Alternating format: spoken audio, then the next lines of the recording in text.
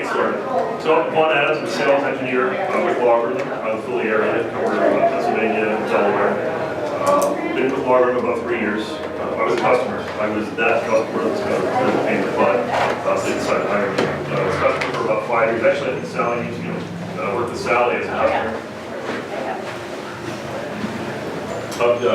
Customer for 5 years, Sally? My name is Sally. I am a security analytics consultant with the Copilot team. I've been with LogRhythm for about 6 years now, and as a principal engineer before I joined professional services.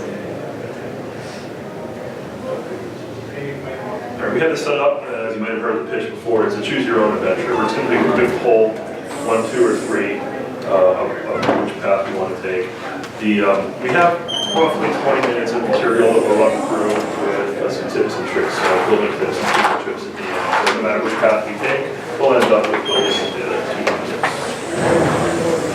AI Basics is the one, AI Intermediate, AI Advanced, maybe a little bit small. AI Basics, we're going to rule block types, linking rule blocks, filter order, group by summary fields. AI Intermediate, we're going to talk about trending, whitelisting, trend block, and polyfields. AI Advanced, we're going to talk about feedback rules, using AI feedback rules into it itself, being able to change our analytic rules together, as well as risk-based priorities. So we just get a quick vote, show of hands, 1, 2, or 3. 2. That's mostly 2. All right, so let's get number 2.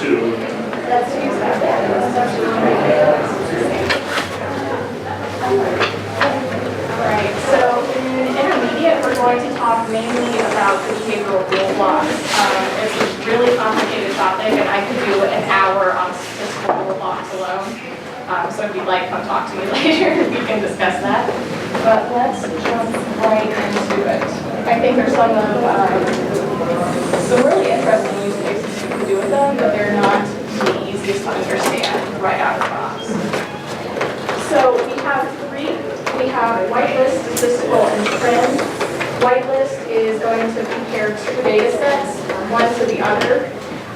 It's really going to be used to compare to the current time period to some sort of golden rule. And it's good for looking at process activity, authentication activity, permitted network communications. We have statistical, which is really like the kitchen sink of rule blocks, and I'll talk about that guy in a minute. But it's good when there's complicated numerical operations are needed. You can also have the functionality of multiple other rule blocks within statistical. And then finally, we have trend, which is going to look for deviations from usual behavior. So for whitelist and for trend, they are all going to require this field here, which is called related fields. So it's going to be tell you how you're going to compare 2 different data sets. There's 2 ends to this. It's like the linking between multi-rule block rules. So you're going to have to pick one on each side, host origin equals host origin, user equals user, things like that. But the complicated part is going to be, is live data required and is linked data required? So live data only when there is current data present, and linked data requires that there's going to be something in your baseline. You don't always have to have this. So the default is actually no and no, and that's good for things like an abnormal number of unique logons in a host. We have no and yes, which might be a common authentication has not been seen. We have yes and no, which is going to look for unusual authentications, unusual communications. And then we have yes and yes, which might be an unusual number of logins for an active account that we normally see. I'm going to draw attention to there's a unusual authentication, unusual logins for authentication account. So this is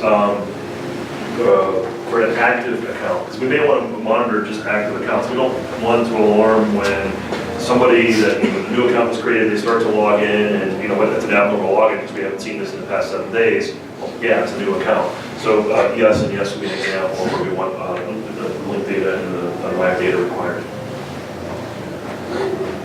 All right, so now we're going to jump into the easiest to understand, which is going to be our whitelist. So you're going to have to build the whitelist, which is going to be your gold standard that you're going to compare live data to. That whitelist is going to be something like normal processes on a production server. It could be normal logins. And you're going to build that, you're going to set the time when the rule block will collect that data. And then after that time is over, I strongly suggest that you review the whitelist, just because if you've got a whitelist of processes and it's got like malware.exe in there, you don't want that to be your gold standard. So I highly recommend that you review it. There's two places you can store the whitelist here. One is in the EMDB, which cannot be edited, and the other is in a CSV file, which is editable and in the AI directory. And you can also take that whitelist back and feed it into other rules. So if you've got a process whitelist, that may become a filter for a separate rule that you have. I think mine is CSV editable, and I mentioned, when I was a customer, I was that guy. I'm like, okay, great, so we can do EMDB, in the stored EMDB. How does it get deleted out of EMDB, and we're kind of scratching our heads? No, CSV is kind of easy. You're just using the offline storage on the disk. Easy, just open it up inside an editor. You can change the values, and I think you need to restart AI Engine if you modify CSV. Yep, absolutely you do. And then something else just basic to mention is that how a whitelist rule works is when you select your group by fields, if there is a group by field in the whitelist and there's a group by field in your live data, if that group by field in the live data is not seen in the whitelist, then the rule will trigger. So this is a pretty simple one, classic case here. You're going to do this for, this actually has a really good filter in there, which is a host impacted and the priority filter for production servers.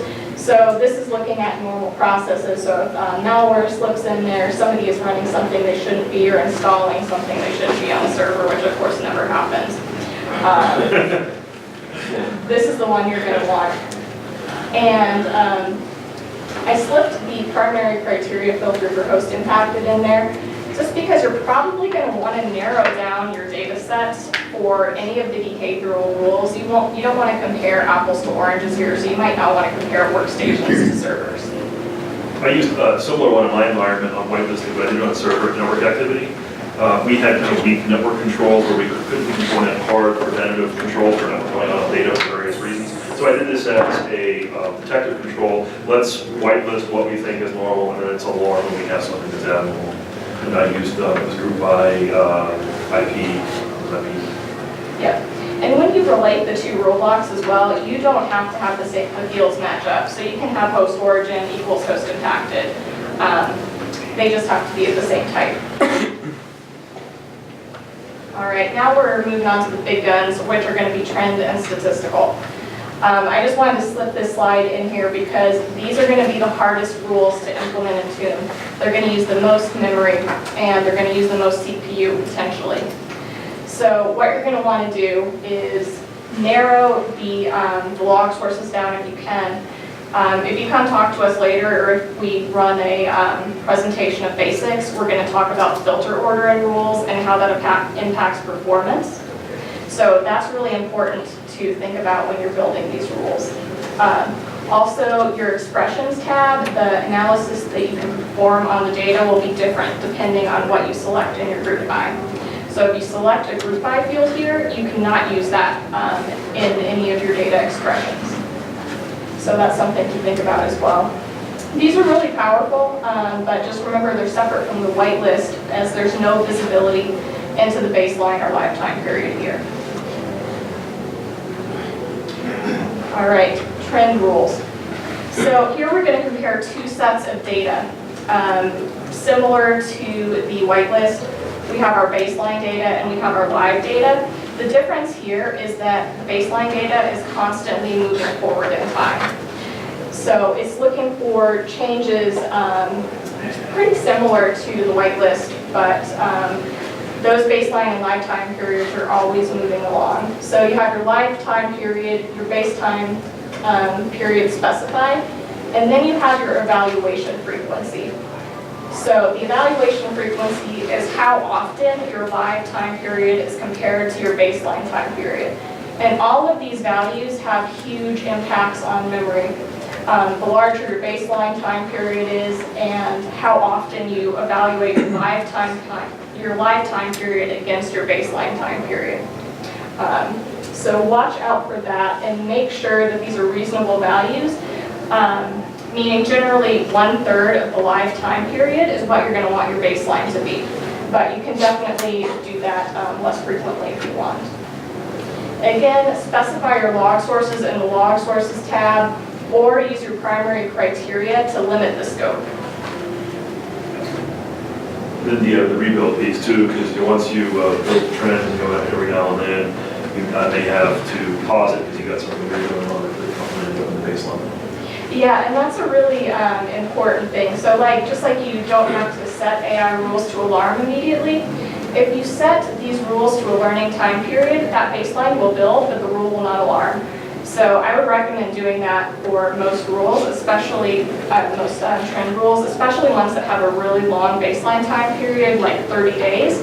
If you set that to alarm after a week, you're not going to get good results.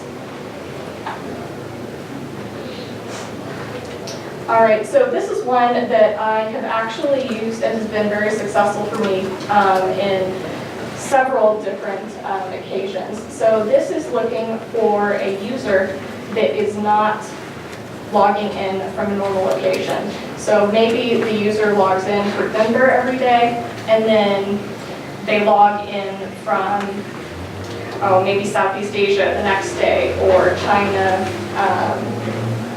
or the Middle East. So this is going to work on that. Our baseline is 30 days, and again, that's going to be always moving, so this might change. But here we are, if you look at the expressions, you can link multiple expressions with Boolean logic. So we want the baseline count to have something in it, and we want, to have nothing in it. And then we want the live log count to have something, which is going to be an authentication origin that's not been seen before.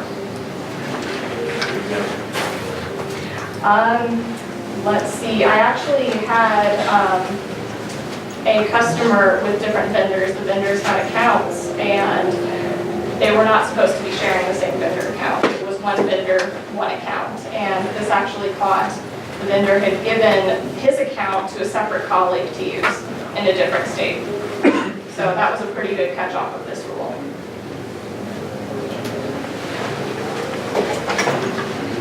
All right, so now we got the kitchen sink, which is going to be statistical. I like this rule.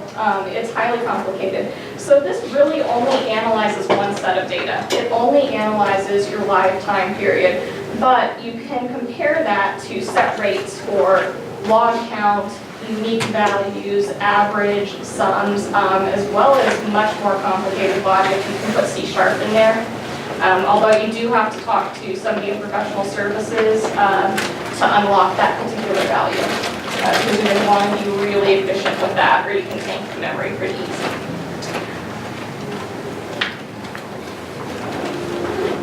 And this one as well, you're going to have an evaluation schedule for that. Just remember that that does impact memory pretty highly. A statistical rule, you mentioned something to me before, but is this the only one that can compare values to itself? Yes. One field off Oh, another? yeah, thank you for reminding me. Yeah, that is a powerful function that this rule has that no others do. So you can do a comparison of two different fields in the same log. So does user origin equals user impacted?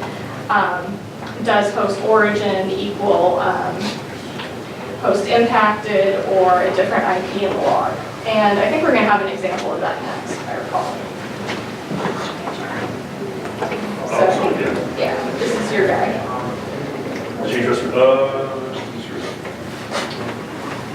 No, this is yours. Oh, okay, I got it. So this is statistics on a sample. I think it's the take home here for me was when we went through this. It's a good example. This is one we pulled out of the knowledge base. If you look, we have multiple expressions that are listed here. Live count less than 1, live log count greater than 50, And you can chain these together with the result. So this is expression 1 or expression 2 or expression 3 or expression 4. We can build more complicated expressions based off of statistics. So it's really statistics with some Boolean logic underneath. Yeah, and I think this is a powerful example because it shows that you can do multiple different types of expressions and combine them. So you can have a log count, Yep. you could have Amount, histogram, quantity, yep. yep, and you can put them all together. All right, so now we have our classic example of what statistical is used for most often, which is our field comparison. So this is looking for somebody that changed the password on someone else's account. Very basic, but very simple. You could also look for somebody that is changing multiple different accounts at the same time. You could put in a primary criteria filter, or maybe looking at privileged users here. Some other use cases like financial fraud detection. I have a customer in my area that has built on a really complicated set of financial fraud detection use cases out of their financial application, and being able to compare things like rate and amount, which are two numerical fields, potentially very powerful for them. For sure, you can also do threshold in here as well, so you can do bytes sent and a log count at the same time. That's good, Yeah, that's what I've used to look for data exfiltration. Is it like average log size, right? Because it's, you know, or average data size. Yep, average data size, you can do packet count as well. So I have a question. So I've spent hours trying to figure out a lot of these rules. Is there a document or anything that we can download to get an understanding of what these rules are really looking for, to make sure I'm understanding what I'm seeing in them? Or do I have to go through professional services or the support? No, there's definitely some documents, and if you talk to me later, I can point you to them. Awesome, We thank also have some you. pointers on the last slide of more information. if you need. Okay. But yeah, no, I think our newest documentation actually goes through the different types of expressions that you can do pretty well. And that's where I could really talk for a long time about it, because those can be super complicated. Well, because I went to the training, but I did not feel like I walked away from the training with an understanding of what these rules are doing, how they're doing it, and how I can write my own effective rule. Yeah, definitely. So, yeah, definitely come talk to me and I'll point you to some good stuff. Okay, thank you. Cool. So now we're going to move on to a topic that I think is important to put in here just because it needs to be understood, our polyfields. So not all of our fields are pulled directly from logs with our regex. We have some that can be pulled from multiple different fields. And there is an order for this. So some of the ones that you might see are host. That could be a known host within your entity structure. That could be an IP, that could be a MAC address, that could be a host name. And using these gives you a little bit more flexibility. So, you know, you might not know if the log that you're going to have is going to use IP address, if it's going to use host name. So here's where you might want to leverage the polyfields. And I will say the logic behind this for the host polyfield changed greatly in 7 to 8 and above. So if you really want to leverage these, then my suggestion would be to upgrade.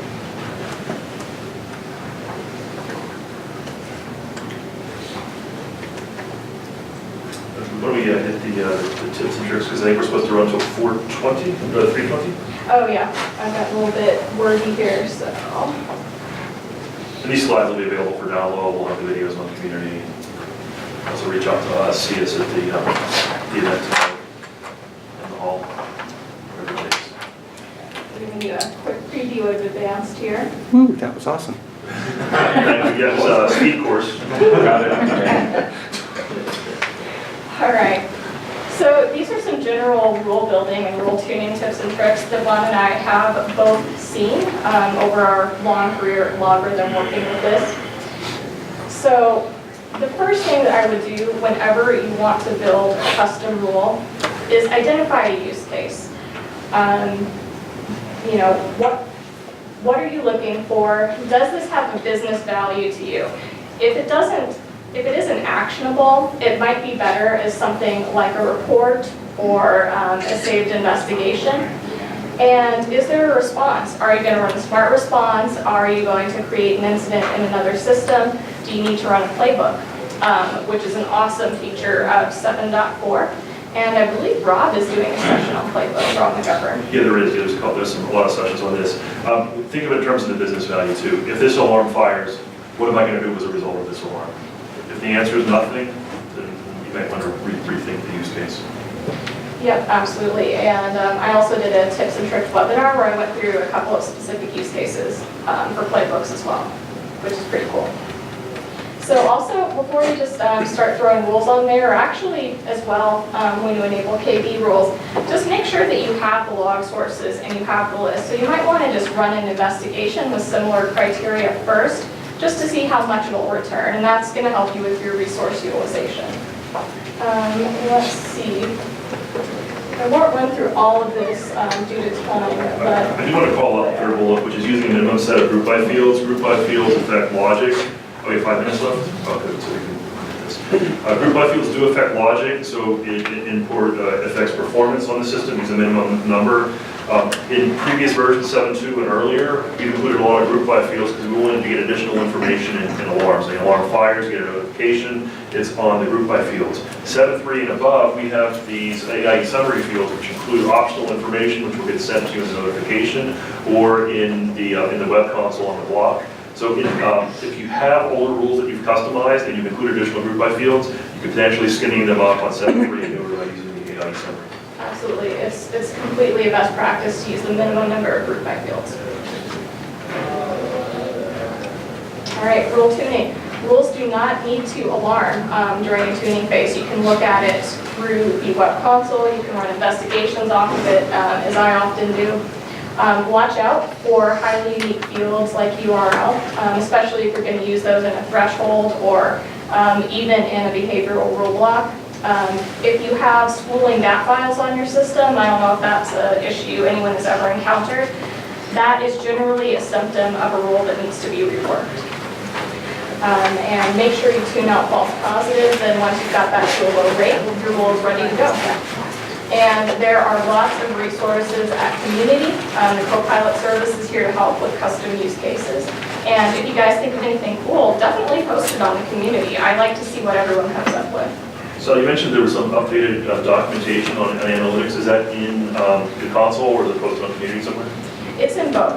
Okay. It should be in both the manual, and there's a lot of good like AIE best practices and a little bit of deep dives on the community. How much time do we have left? Oh, that's for me. 1 minute. Any last minute questions, I guess, before we break? Just one. So I have a really old version of logarithm. I'm going to say that up front. It's 6.3. And you mentioned the spooling DAT files. Oh yeah. The LMDB files, are those DAT files? No, DAT files are fields that are sent from your data processor to AI. So that's going to be spooling on your AI box.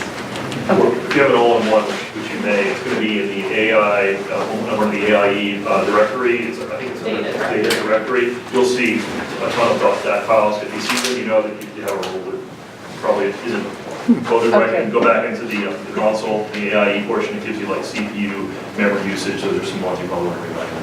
Okay, but that wouldn't cause my LMDB to spool up? No. Okay. Different one. Thank you. One more question? Yeah. You're cutting it close. I don't have one. Any other questions if you do have a spooling DAT problem, we have the list of the evaluation order under the basics of that of the slides, where the filter order, try to filter out as many logs up front so that the analytics rule is performing less work. Also, if you have trends, as mentioned, the heavyweights, look at how much data we're keeping for trends and the evaluation frequencies. Absolutely. And if you want to talk about custom use cases or anything, definitely come talk for one of us. One last question? Yeah, actually, my question is probably best later on. It's a little more than we have time for. So. Okay, great. Yeah, please see us, reach out to us, more than happy to talk to you. Thank you, everybody.